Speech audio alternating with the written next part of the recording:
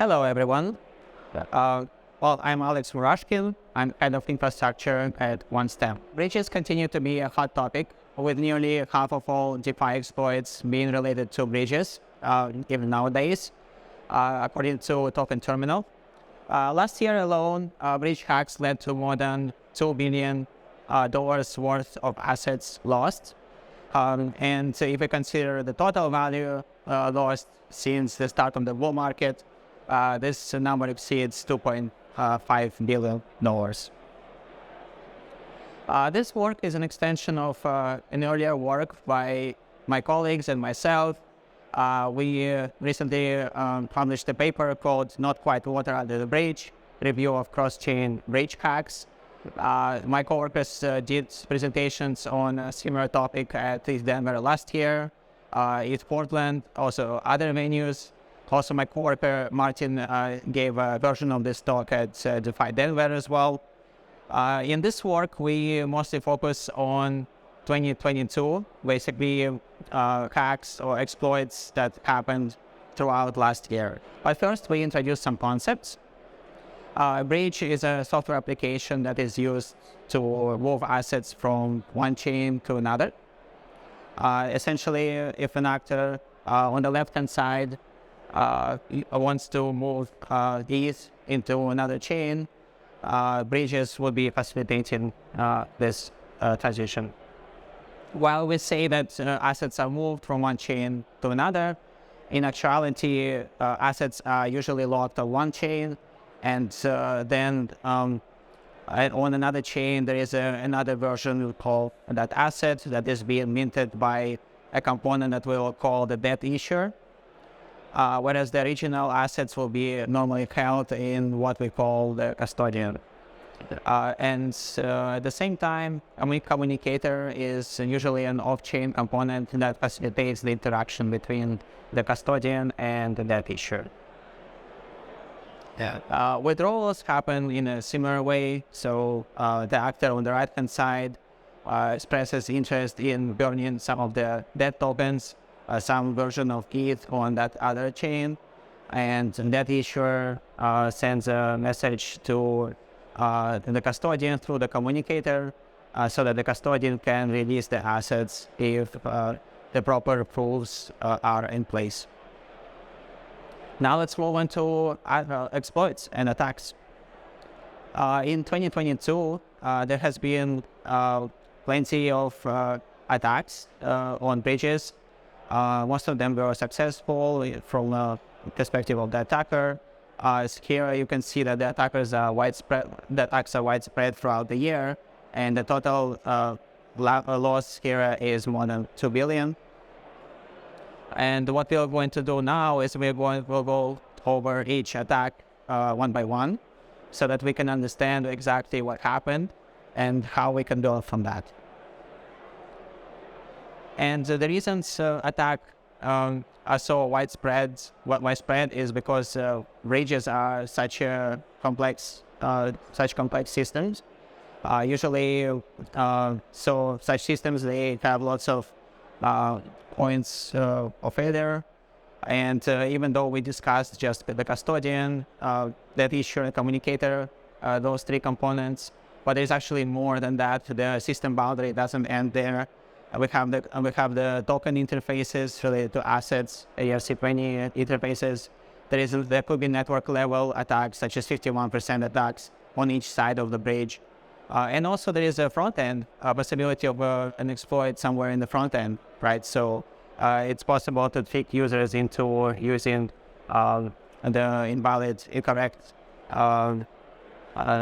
substitute of contract rather than the real actual bridge.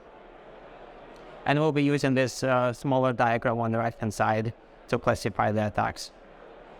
So the first attack was actually good news because it was averted in January 2022. The token interface and custodian kind of parts of the bridge system were involved in the attack. What happened was that users who interacted with the bridge approved the bridge to spend certain tokens on behalf of the bridge. And some users, of course, it's very easy to make a mistake and to the infinite approval, so that it pretty much grants a lot of access to a page. And the attacker was able to exploit a smart contract error related to input validation and call the token contract on behalf of the bridge, therefore taking the assets that belong to the user.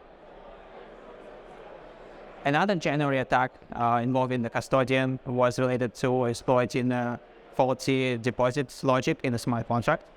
Essentially, calling deposits in the bridge contract without providing ease that is backing this deposit was possible, and therefore was exploited by an attacker.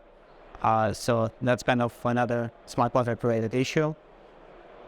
And the months after that, this time it was that issue that was at the focus of the attack.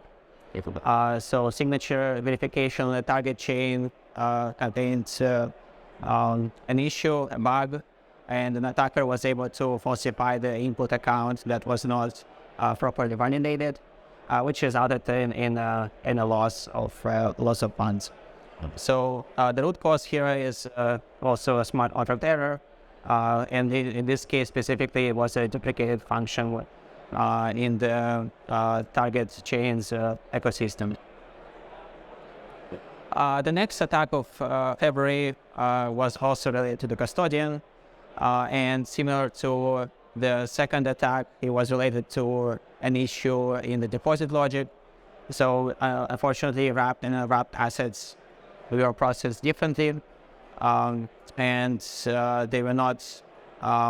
The fact of the deposit was not properly determined, and therefore, in the root cause here, we also identify as an issue in the smart contract, more specifically in the deposit logic, and it was also related to the custodian component of the bridge. In March, there was a different attack. This time, surprisingly, it did not involve a smart contract issue. This time it was private keys being compromised, what was the root cause.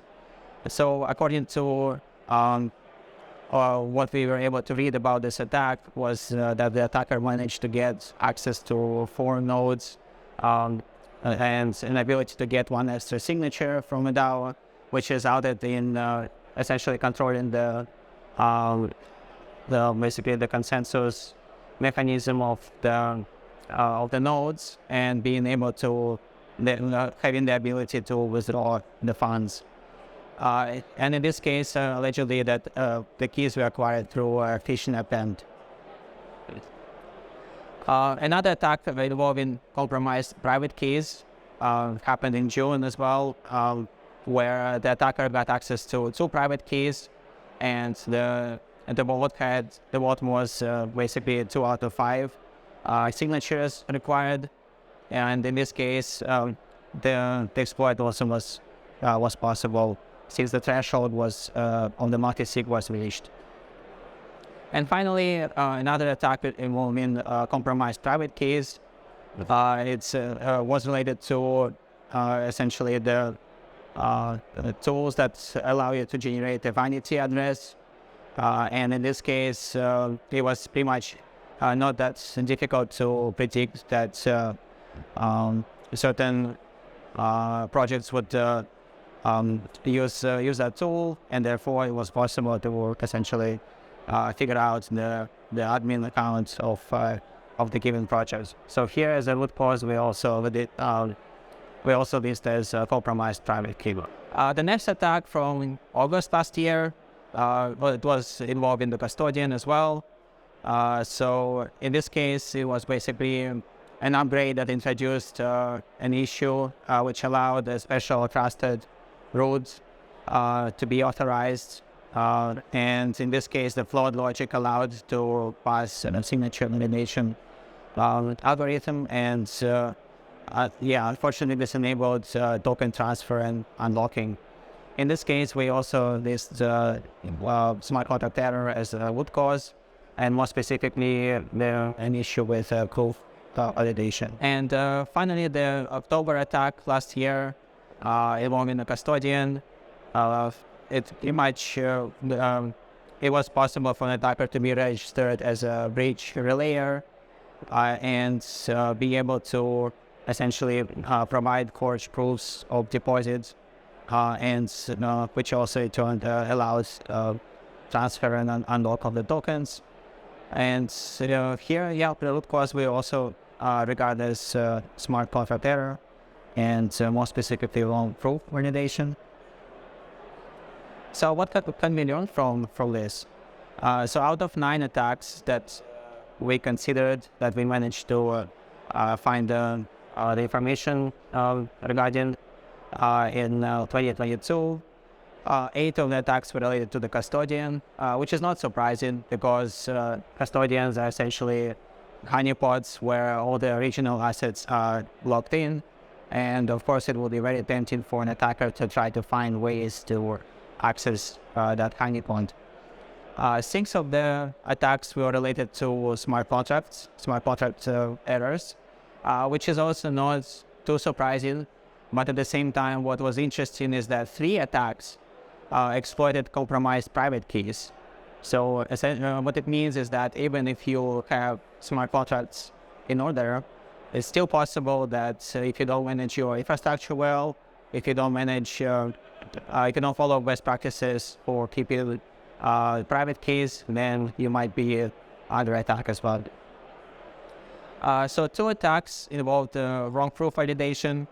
It's not significant considering the whole the whole set of attacks we considered. However, it also means that if there is a weak spot in smart contract validation, then that could be proof validation.